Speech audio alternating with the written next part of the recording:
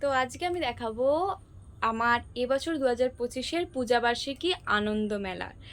আর এটা পূজাবার্ষিকী 1432। কি দারুণ না কভারটা! আমি তো অলওয়েজ বলছি কভারটা এত সুন্দর হয়েছে, মানে কি সুন্দর। আমার তো এই ধরনের যে স্কাইয়ের কাজটা এত ভালো লাগে। আমি ছোটোবেলায় যত রকম এঁকেছি তত আঁকাতে নয়, ওই ওখানে দেখতে পাওয়া যাচ্ছে এগুলো একদম ছোটোবেলার আঁকা। তো মানে এই ধরনের কালারগুলো দিলে আমার যে কী ভালো লাগে কি বলবো। এবারে পূজাবার্ষিকী একটু দাম বাড়িয়ে দিয়েছে, হয়ে গিয়েছে হচ্ছে 300 টাকা। তবে পেপার কোয়ালিটি ভীষণ ভালো, কি বলবো ভুলে গিয়েছি। পেপার কোয়ালিটি দারুণ সুন্দর। সঙ্গে দেখাচ্ছি আর একটা বই আমি রোজ রাতে ঘুমাবার আগে পড়ে ঘুমাই, সেটা হচ্ছে এটা। ও আমার ফ্রন্ট ক্যামেরা হচ্ছে বলে সব লেখা ঘুরে গেছে। এটা হচ্ছে 10টি ভৌতিক উপন্যাস।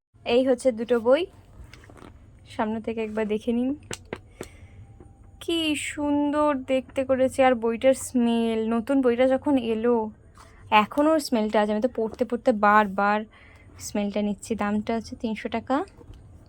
আমার কাছে বইটা এসেছে এই কয়েকদিন আগে। যা, আমি তারিখটা লিখিনি। ও হ্যাঁ, 29 তারিখে এসেছে। আর এই বইটা আমি কিনেছিলাম 1 বছর আগে, 2024-এ।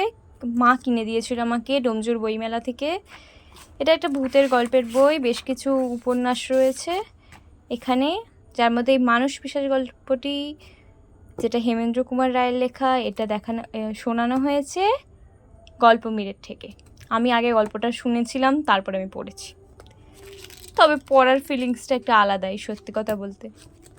এটা সবথেকে বেস্ট, কারণ আমাদের ইমাজিনেশন আরও বেশি কিছুই বলে।